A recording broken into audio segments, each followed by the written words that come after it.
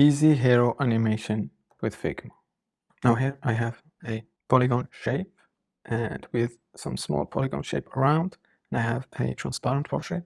Let's go to the first shape and convert it to a component and create two variants.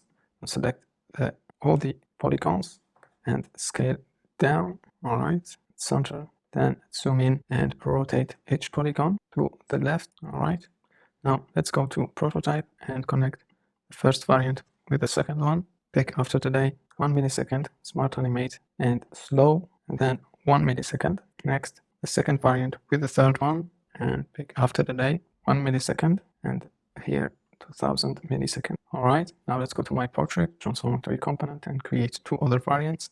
And then let's scale the second image inside the second variant. And then let's go to prototype and connect the first variant with the second one. After the day, 1 millisecond and 1 millisecond, slow and 1 millisecond. Then the second one, the third one, after the day, 1 millisecond and 2000 millisecond.